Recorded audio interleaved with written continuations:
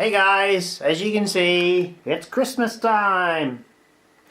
And I'm just about to make the best festive food for Christmas. And that is, you guessed it, homemade pizza. Okay, so what I've got is, I've got all my ingredients ready now. And I'll just talk you through what I've got. So, here we can see we have got the ingredients for different parts of the pizza. First of all, it's going to be the base. So for the base we need honey, salt, yeast and olive oil. And I have also got I've been to the shop somewhere, here we go, oh my god, just tip it everywhere. We need some strong flour. Now, there you can see that is strong white flour. But what I do with my pizza base is I mix it with, where is it? No, not that one. This one here. I mix it with wholemeal bread flour as well. So what I do, I try to kind of mix the base up a little bit and part white, part wholemeal to give it just a little bit of a different texture. So I'm just going to do that. Now we mix all these together with a bit of warm water to make the dough, and then the dough then settles and we make the sauce and we prepare the topping. What I've done, I've cheated a little bit and I've made my topping for the pizza. So there you can see the topping there, which is literally just a can of tomatoes. Or in America they say tomatoes, so a can of tomatoes mixed with some Italian herbs, and those herbs are usually rosemary, thyme, oregano, bit of salt and pepper, and we chop them up in a liquidizer. We put them in a pan for about 15 minutes or so, just simmer them down a little bit, get some of the excess water out of there, put in the Italian herbs, simmer for about another 5 minutes, and you get a nice consistency of the tomatoes, and you use that as a tomato base for your pizza. So what we'll do is we'll start the dough and I'll talk you through that and we'll get on to the rest of the pizza. Okay, before we start the rest of the pizza, just one thing I want to mention there. You probably want to get hold of a pizza base. I've got a pizza base here, which you can probably see. Just right there. Now this pizza base has got holes in it and that allows the air to flow to the base of the pizza to cook the pizza. If you get a pizza base which has got no holes in the bottom, then you get most of the time a soggy pizza at the bottom. So you want to make sure you've got lots of ventilation. I've also got myself one of these things here, which is like it's like a mesh grill, which is flexible, which you can put underneath the pizza and you can easily pull it off. The other thing you can do is, if I can dig it out of my cupboard, this is where I destroy something now. There we go. Okay, you can get one of these things here, which is a pizza stone, and you can tell I have damaged this stone by cooking lots of pizzas on it in the past. What you do, you put that in the oven and you can heat that up for about 10 minutes before you put the pizza on top of it. You then put the pizza on top of it and it starts cooking the base of the dough. After about 20 minutes in the oven, you get a nice crispy pizza on the underneath, as well as lovely baked pizza on top as well. So that's just something to remember when you are about to cook a homemade pizza. Make sure you've got a decent pizza base and a decent pizza pan, pizza dish to cook it in as well. So we'll get on with making the dough for the pizza. Okay, for the pizza we want to weigh out about 200 grams of plain flour and 200 grams of wholemeal flour. So we've got the wholemeal on there first, so let's just weigh that out. About 200 grams ish. Whoa, a bit too much there, so just take a spoon. You don't have to be very precise on this. It just depends on whether you like the wholemeal flour or not.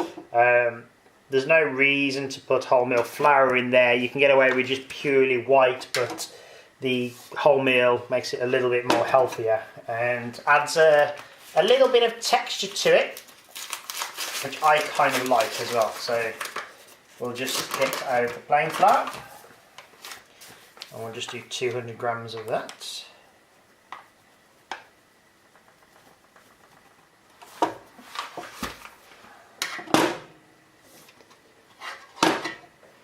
Okay, there we go. Okay, so that's the flour weighed out. The next thing you want to do is boil the kettle, but you don't want to leave it on for too long because you just want lukewarm water. So just put the kettle on for about 10 seconds. So I'll just do that. We've got water in it. I have. So just put that on. We want a cup as well, or a mug.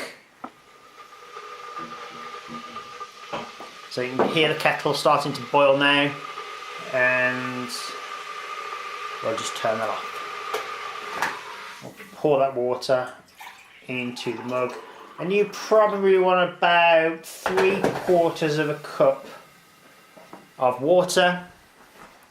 There we go, that's the cup of water I've got. You probably won't use all of that liquid in the dough, but we'll use most of it. Now I have warm water because it uses warm water is used on the yeast to make it bubble and react with the yeast. And we give it a little bit of honey as well to make it work, to feed the yeast. So let's do that. Okay, so we've got our flour in there, as you can see.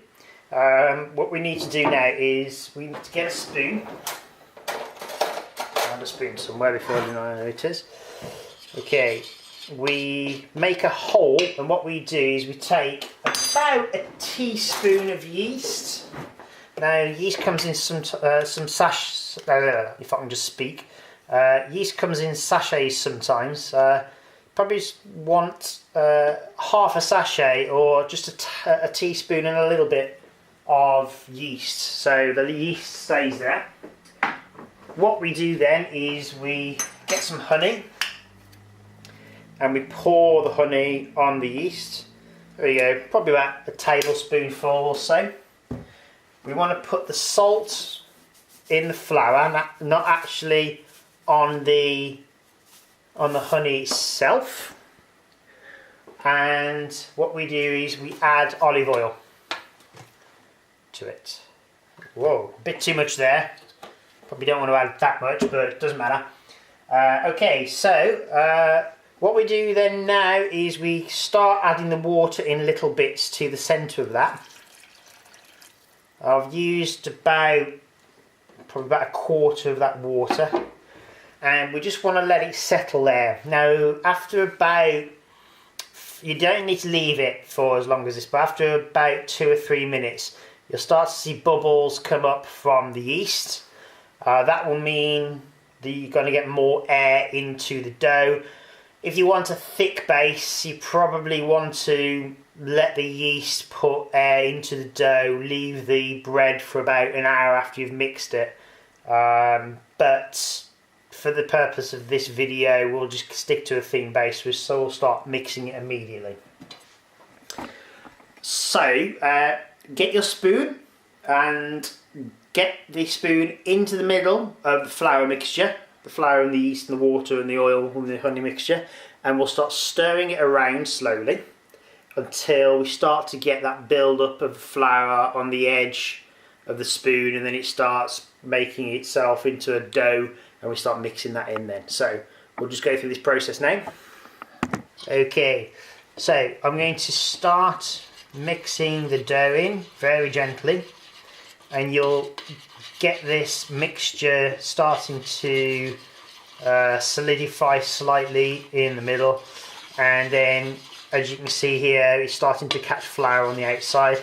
So we start mixing all that together, and we bring in some more of that flour.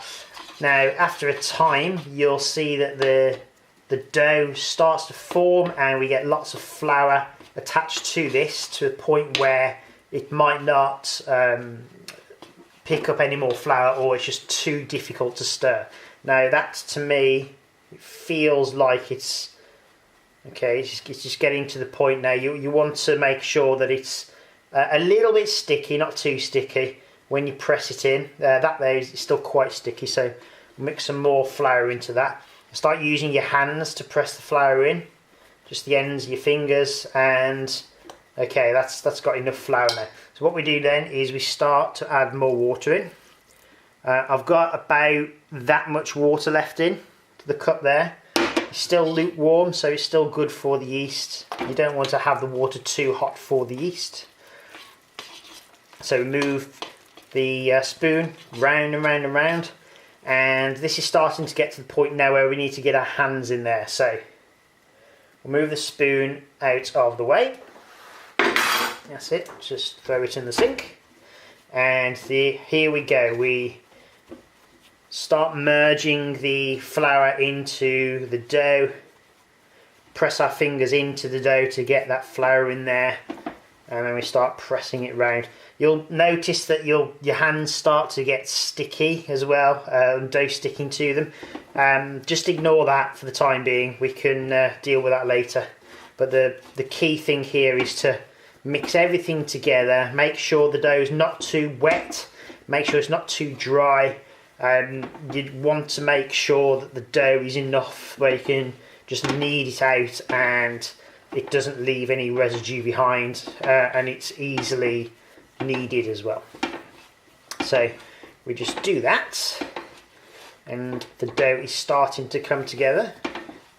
We've got, as you can see here, in some places it's not sticking together as well as it should do, but if we notice, we go on the inside of the dough here, there are areas, there we go, that's the flour is sticking to. So make sure that you get a good distribution of flour throughout the dough by pushing your hands through it, and using this part of your hand here. So you use that part of your hand to knead the dough and push it down.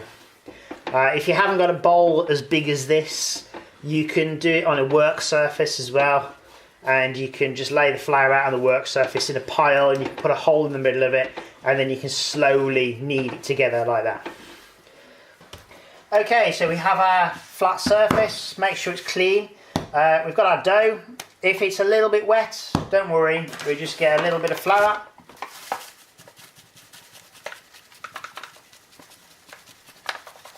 Flour on there like that, and we can start pressing the dough into here, and as we knead it, the flour will absorb into the dough. Now what we want to do is we want to knead this for about 5 minutes until it's got that kind of a bouncy texture when you press it. So what I'll do is I'll fast forward this video so you can see the end result. Okay, so we've made the dough. The dough is here, and that is ready to go.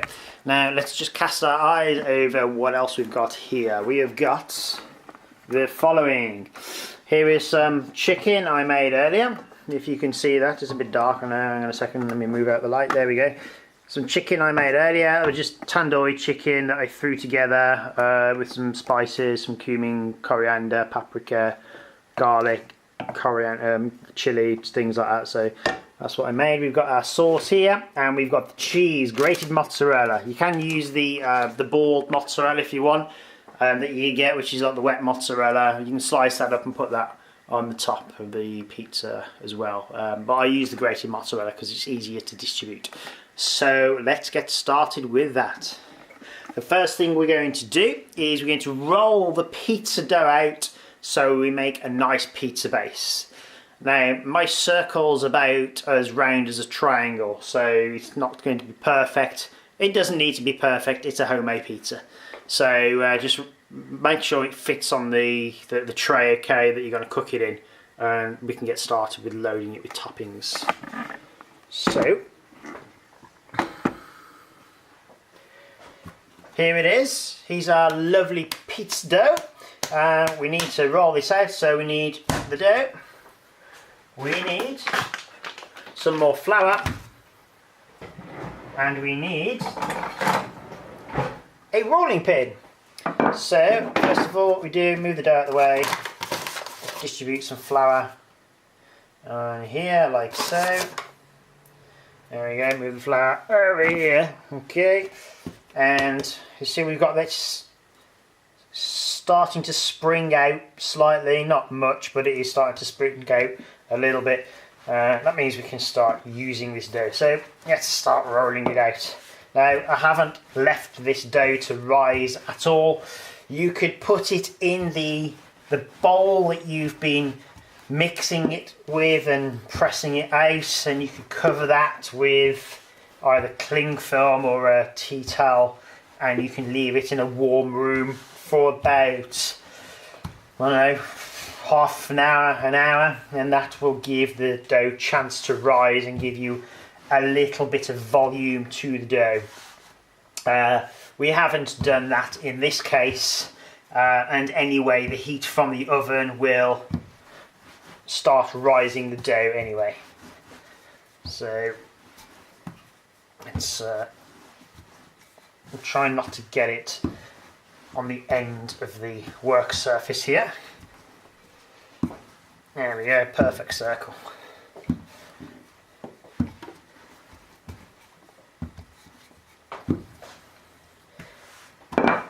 Okay,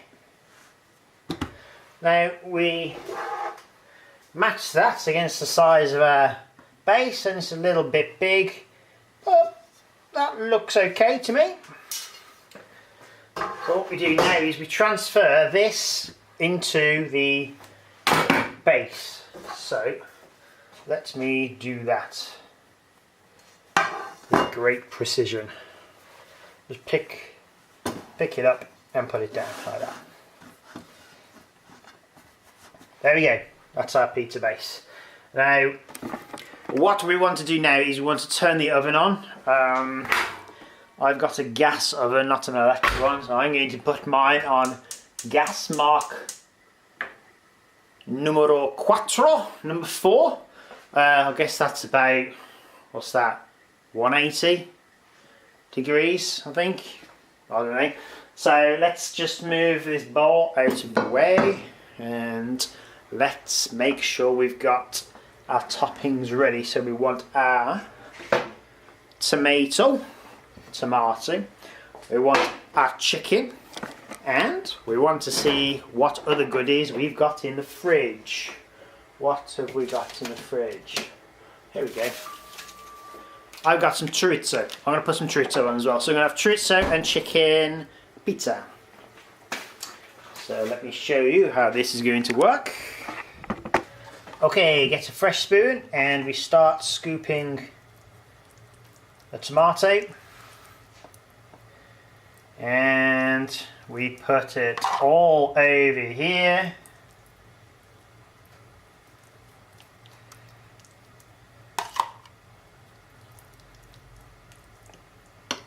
Like so.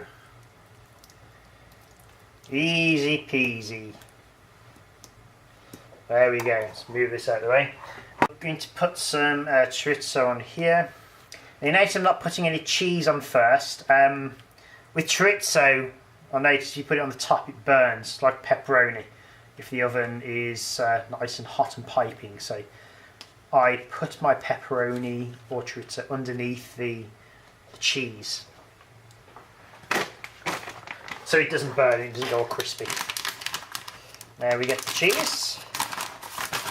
And I've got a couple of packets of these,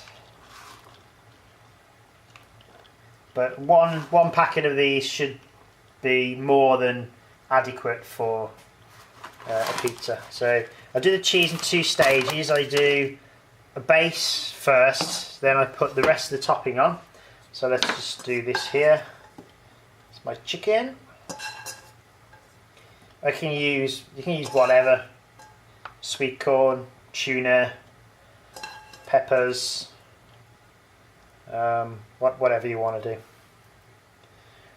Okay, so we put that on there. Then what we do is we get some further cheese. So this is another half packet, which I've had before. And we just put the rest of the cheese on.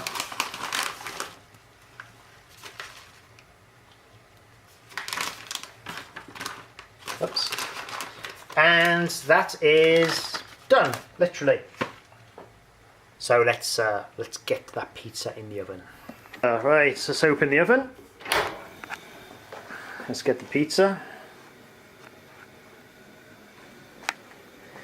Let's put the pizza in the oven. Whoa. There it is. And there we go. If you can see that now. Okay, that one there is gas mark 4. And okay, it's time to clean up. So I'm going to do some cleaning up, and by the time I finish, the pizza should have been done. Okay, so our pizza has been in the oven for about 15 minutes, so let's have a look at it.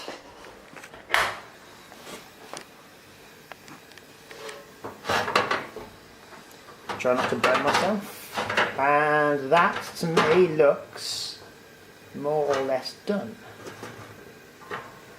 There we go, look at that. Let's turn the oven off. Okay, there we have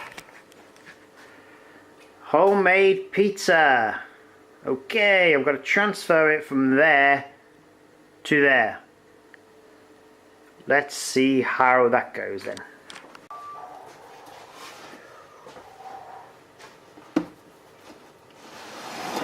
Ooh, okay, not too bad. Let's get this thing from underneath. Oh, we've got some text messages going on there. Let's just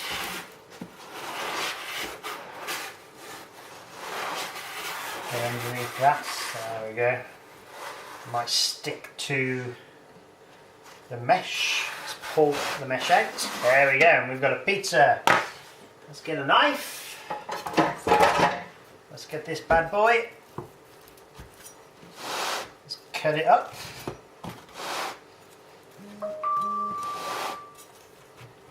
Okay.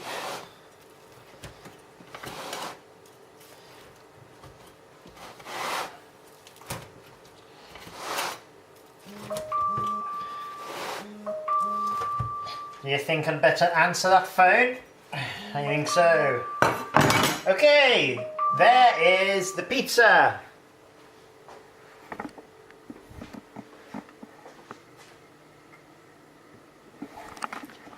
Nice and easy to make. I recommend anybody can try making this.